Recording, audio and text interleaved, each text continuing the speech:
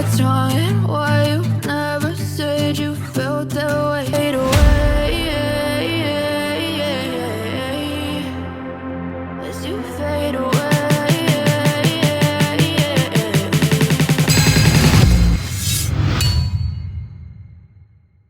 Je peux maintenant te parler.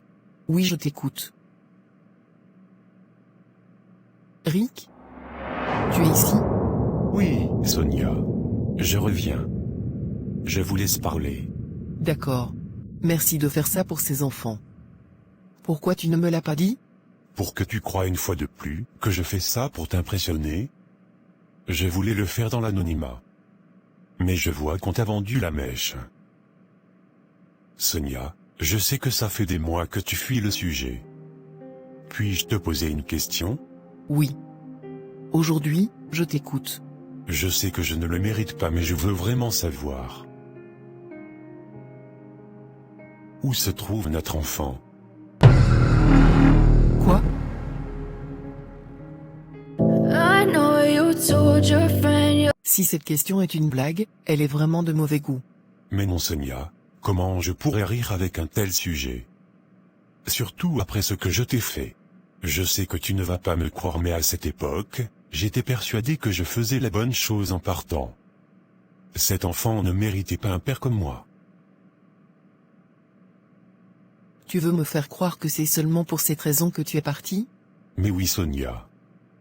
Pour quelle autre raison, ça aurait pu être? Tout allait très bien entre nous.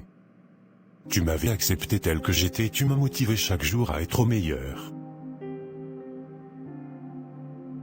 Mais quand je t'ai entendu me parler de cette grossesse, j'ai automatiquement pensé que je serais un mauvais père pour cet enfant.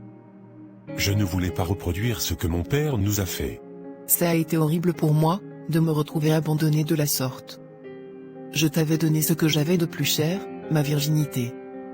Et toi tu l'as foulée aux pieds. Tu m'as laissé assumer toute seule cette situation. C'est horrible de faire ça.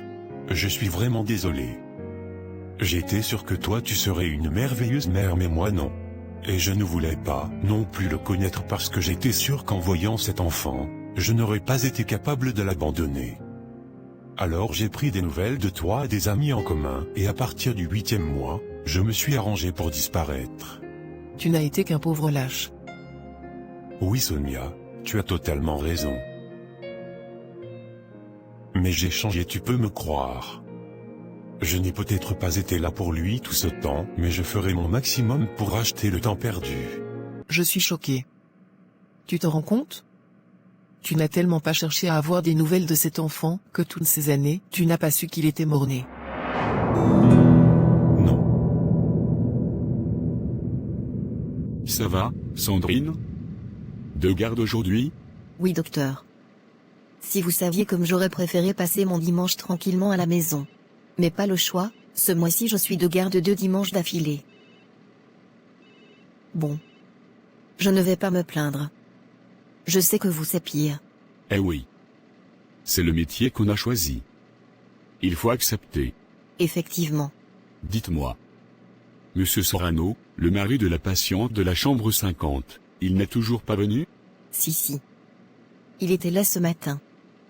Vous étiez en pause donc je lui ai expliqué en substance l'état de la patiente. Ah oui. Je le trouve bizarre ce monsieur. Tu recommences, Sandrine? Je sais docteur, vous trouvez que j'aime fouiner, mais avouez que j'ai très souvent raison. Il est venu furtivement comme s'il ne voulait pas se faire remarquer. Habituellement quand un époux apprend ce genre de choses, il vient en panique et reste au chevet de sa femme. Lui il est reparti aussitôt qu'il est arrivé. Madame Chantrelle a fini par le contacter aujourd'hui pour l'informer. Il revenait d'un voyage d'affaires. C'est certainement le choc qui le faisait réagir ainsi. On verra bien. Mais je ne crois pas. Non, mon Dieu. Ce n'est pas vrai.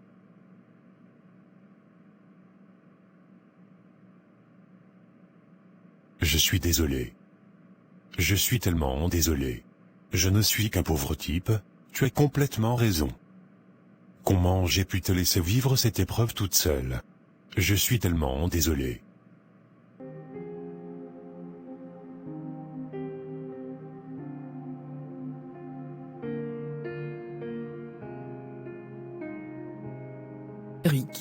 Oui.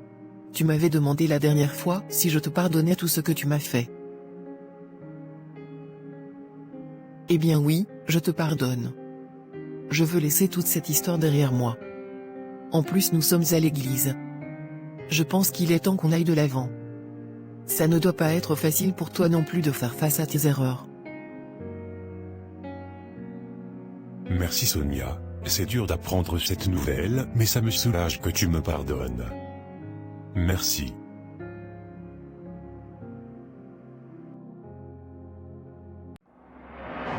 Je crois que c'est mieux que je rentre chez moi. Sonia, dis-moi que j'ai mal vu. Ne me dis pas que tu refais confiance à cet homme. Mindy, ça fait un moment que tu es devenue très cachottière avec moi, si en plus tu dois venir me dicter ma conduite, il va peut-être falloir prendre nos distances. C'est comme tu veux. C'est certainement mieux. Tu ne vas pas croire ce que j'ai appris. C'est la dernière chose à laquelle je m'attendais.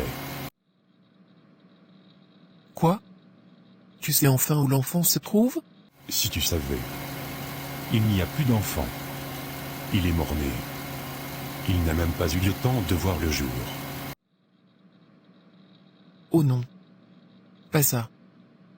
Non, c'est faux. Tu vois Rick? Tu vois où ton irresponsabilité nous a conduits? C'est incroyable. Je sais.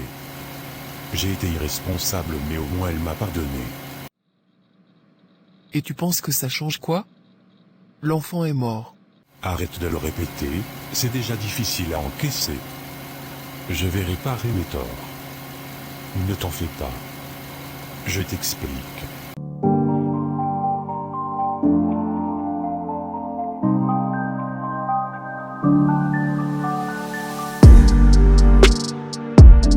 Du coup, Madame Chanterelle m'a expliqué que maintenant que Monsieur Sorano est au courant de l'hospitalisation de sa femme, il va falloir limiter nos visites à l'hôpital. J'ai tellement envie de le croiser pour lui dire mes 4 vérités à cet individu. Non, il faut être sage, faudrait pas qu'il sache qu'elle nous a contactés. Il pourra avoir peur et faire des choses pour effacer toutes les preuves de sa culpabilité. Oui, je sais. Tu as raison. Et dans tout ça Madame Sorano, qui ne se réveille toujours pas. Seigneur. David, je te le dis toujours. Laura, elle me mange dans la main. Elle essaie de faire la femme forte ces temps-ci. Mais je n'ai qu'à décider pour qu'elle revienne à mes pieds. Il y a 2 semaines elle était à 2 doigts de céder. Je la laisse courir. J'ai mieux à faire que de courir derrière une femme comme elle.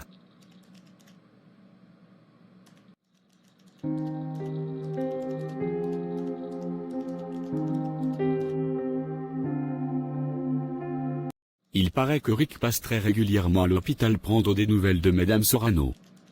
Cet homme a vraiment une belle âme. C'est vrai. Tu sais Sonia. Je ne suis pas un enfant, je vois bien que cet homme t'apprécie particulièrement. Je voudrais juste que tu saches que je n'ai aucun problème avec ça.